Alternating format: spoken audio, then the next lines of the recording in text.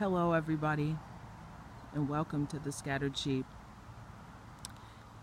It has been a while since I've been on the channel because Satan has been on his most busy with me and my loved one.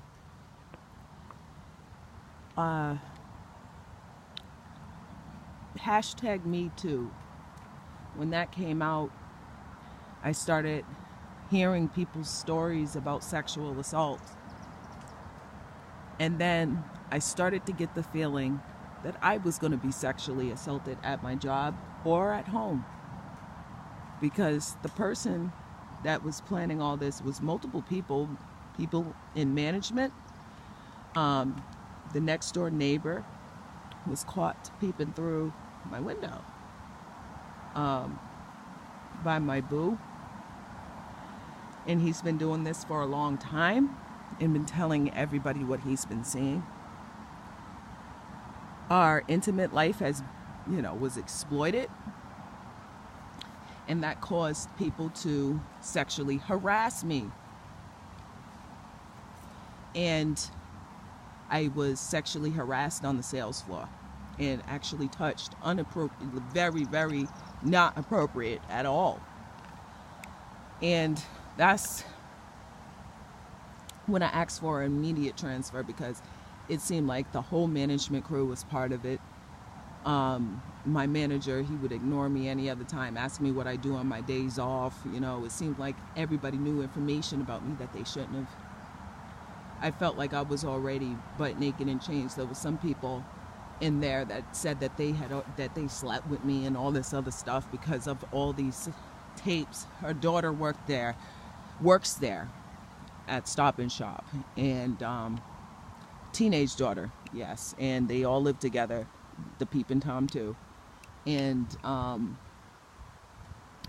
my goodness, they all work there. And the girl, she recorded me and my boo being intimate, and then basically exploited everything. The adults may have done it too. And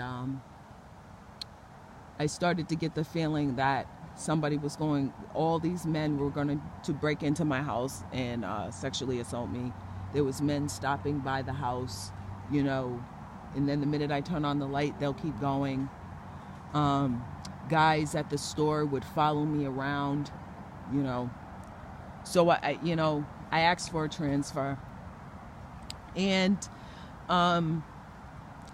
HR seemed to be part of it too, because when I told them how unsafe I felt, the company did not immediately get me out of there. I felt like I didn't go straight to management about it. I went over their heads about it because I thought they were part of it. So if you think someone's part of it, you're not going to go to them about anything. But come to find out, I had to fight tooth and nail for a transfer. Now this is what makes me think of Me Too. They think it's a home-related matter, but it becomes a work-related matter when another employee is peeping through a window and then telling people while he's on the clock about what he's seeing, causing all this sexual harassment. The landlords at the place, I think they were part of it because my bottom windows, they don't lock. The basement windows, they don't lock. They're not secure at all. And this may have been a plan from the very beginning. And a lot of people just to dismiss these feelings. Dismiss them. Oh, whatever. And then all of a sudden it happens, and then everybody gets away with it all. Ha, ha, ha. But because of Father Yah, and because of Me Too, and people that had told these stories, I'm like, I have a feeling that this is going to happen to me. The way it starts is sexual harassment. Now, I told the company that I didn't feel safe working there, and I wanted an immediate transfer. I told them everything that was going on, these multiple situations, and they waited a whole day, had me work a whole nother shift. The manager, Lisa, called me, telling me that there's a whole bunch of cameras here, trying to make me feel safe there. But I said that I did not feel safe, and I felt like everybody was planning a sexual assault on me because of the sex. I didn't say because of the sex tapes, but y'all know it was because of the sexual exploitation. And it sexually frustrated a lot of people. They humiliated me. I did nothing to this woman to deserve this. She's known on Facebook as Jennifer Rubio. Her daughter is known as Madison Rubio on Facebook. You can Google and search their profiles if you like. It's on social media. They put their names on social media. So, I went to the store, and on the next video, you guys will see what happened. I also posted a video in regards to my safety before, and I had ran for my safety because I knew they were planning this. It was going to happen.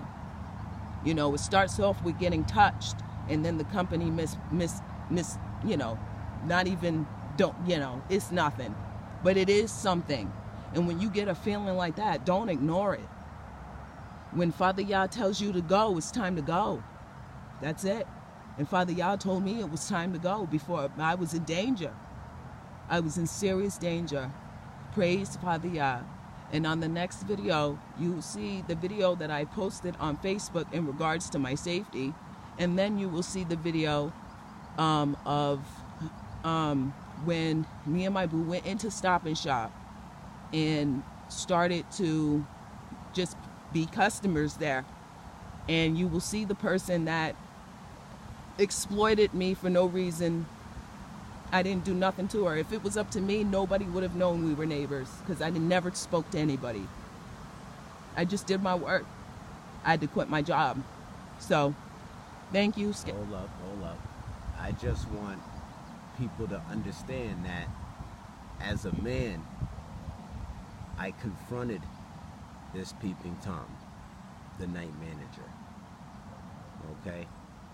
Now, the words I spoke were the truth.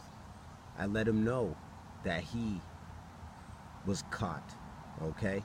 I let him know that, no, he didn't see my boo. He saw me, okay? Now, when I confronted him and I called him a boy in front of his woman, outside under a street lamp, okay?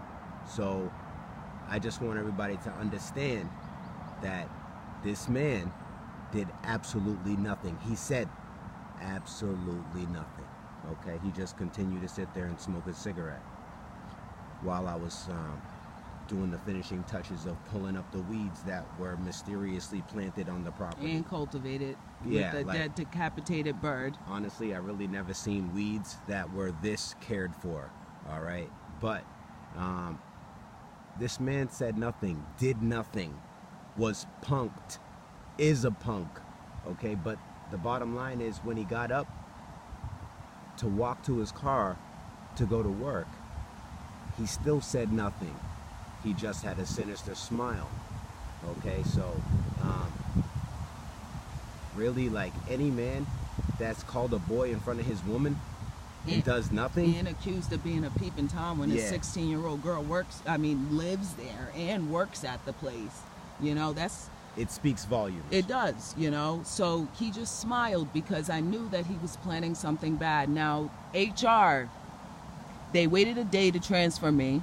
I transferred to my new store, and all of a sudden, my new store, some people that used to work at my old store got transferred into the new store, and stuff started falling down over there already. I had to quit because even from my old store, Lisa was still trying to get me, just like the devil was just in her. And I said, Father Yah said it's time to go, so I left. And that sexual assault did not happen to me. I want to thank Father Yah, and I want to thank the brave women on #MeToo. And that's why I went up in there saying #MeToo, because it's because of companies like that. #MeToo has even started. Don't give your money to Stop and Shop. Don't give your money to a company that would let something like that happen. Lisa still wanted me to stay in the store. What does that say? It speaks volumes. You know? And then the HR lady tried to say that, oh, yeah, because they know I don't like to be in the front. But the HR lady said, oh, they only have a bagging shift. And I said, okay, sure, because I really did feel unsafe, okay? And then when I get over to the new store, they have carousels, like you see at Walmart. And that's how I knew that it was time to leave that company. Don't spend your money at that company. If you know anybody that has been sexually assaulted, if you know anybody that,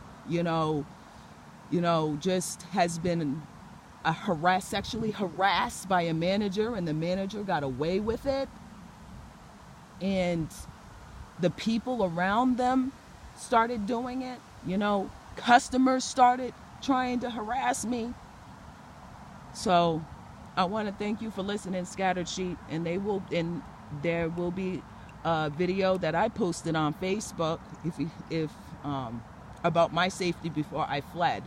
And then you're going to see what happened when I went into Stop and Shop that day. Thank you for watching, Scattered Sheep. And please remember to share the Stop and Shop video, because people need to know what type of company they're choosing to give their money to. Thank you, and have a blessed day.